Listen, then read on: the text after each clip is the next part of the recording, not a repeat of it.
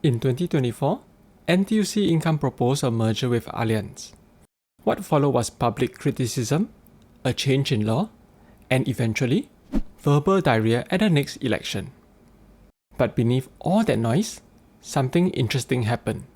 The way politicians talk about the issue, how they framed it, spun it, dodged it, and defended it, offers a masterclass in political language. If we listen closely, we can learn how leaders try to shape what we believe, and how we can think more clearly when they don't agree. A deal was announced to sell our homegrown NTUC Income to a German company. What we didn't know at the time was there was a plan to return $1.85 billion to shareholders within 3 years, and shareholders include Allianz itself. Remember, Income was built on the backs of Singaporeans like you and me. It was meant to serve a social mission to our communities, to provide affordable insurance to those who could not get it elsewhere. Even Professor Tommy Koh, the esteemed Professor Tommy Koh, came out in public against it. In August, the NTUC issued a statement supporting the deal. Yet, according to NTUC Deputy Secretary General, Mr. Desmond Tan, in his parliamentary statement on the 16th of October, the NTUC Central Committee was unaware of the capital extraction plan until the ministerial statement of 14 October. Let me ask you this. Is this what we deserve? Is this the leadership we want? Andre's speech has many strengths. He uses concrete facts to frame the deal as a moral issue. He then closes with a powerful rhetorical question. However, while his words and tone suggest betrayal, he doesn't fully prove malice or bad faith, only lack of foresight or competence. And that's when you take his words at face value.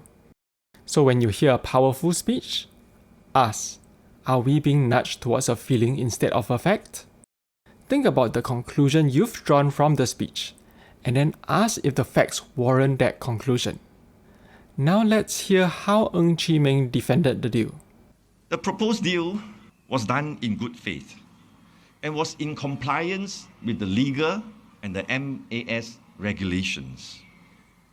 We thought that it was a reasonable deal. The proposed deal could strengthen income and, most importantly, protect the interests of income's policy holders. His speech is calm, conciliatory. It's the verbal equivalent of saying, let's not fight, okay? But here's the twist. He doesn't defend the part people were most upset about, the capital extraction plan. So ask yourself, what's not being said? Silence can speak louder than spin. The opposition says, no problem. We need more opposition MPs in Parliament. You see, we ask a lot of questions. PAP don't ask questions. What's the proof? He says, Income Allianz. He says, no PAP Labour MP asked questions, but Workers' Party asked. Wow, lawa. But what he didn't tell you is, the Labour Party may not, the Labour MPs may not have asked questions, but 6 PAP MPs asked questions. Only 1 Workers' Party member did. You don't need the Workers' Party to ask 1 extra question, right? 6, it covers everything already. He laid out an interesting analogy and sidestepped the issue that I brought up in the rally, which was raised by CNA. No Labour MP spoke up in August. And he countered by saying, no, there were 6 other PAP MPs who filed a question, 1 PAP MP filed a question. It puts into perspective the ratio of how many PAP MPs there are in Parliament and how many Workers' Party MPs there are in Parliament. The ratio isn't 1:6. It's closer to 1:9. Here, things start to feel less like a debate and more like 2 people yelling in parallel universes. Assembly argues, we don't need more Workers' Party MPs. Pritam Singh replies, no Labour MP spoke up at all.